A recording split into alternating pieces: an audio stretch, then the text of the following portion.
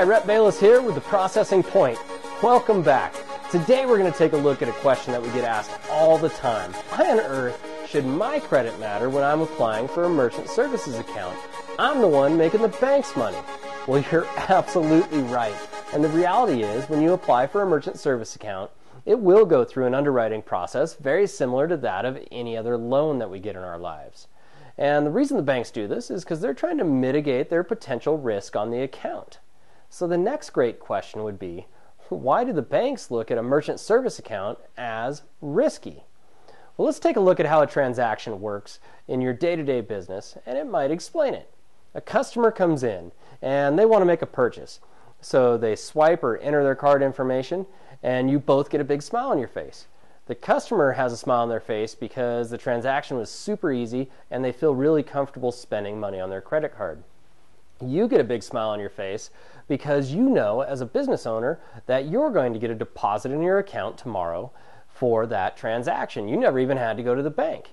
Well, what you don't know is that your processor just gave you a great service because they are essentially fronting you the money for that transaction. And that's because, believe it or not, the banking system will take 5 to 10 days to trickle down and fund the processor for it. So the risk is this.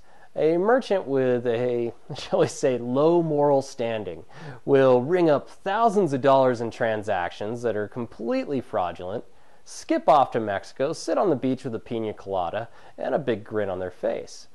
Well, the bank is the one that's going to get stuck holding the bill in that case. Now, the second part of the risk to the bank is that by law, all consumers have 90 days to refute any charges on their billing statement. Now, you as a diligent merchant are going to have good records to prove that not only did they purchase the goods, but you delivered them as well. And that means that you're not going to be held with the bill. But the bank still could, because a lot of consumers, believe it or not, will still refuse to pay for them. And the bank gets stuck with that bill.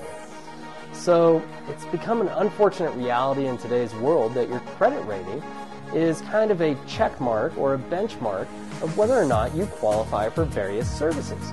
Everything from car insurance to home loans to merchant service accounts. And having a poor credit rating can greatly affect the functionality of your merchant service account. Next time when we talk about your credit as it applies to your merchant service account, we will look at some of the pitfalls that can come from having a poor credit rating and how to avoid those so that your business can run more efficiently and have a better bottom line. This has been Rhett Bayless with The Processing Point. I look forward to seeing you over on our Twitter and Facebook pages so that you can become a part of the revolution.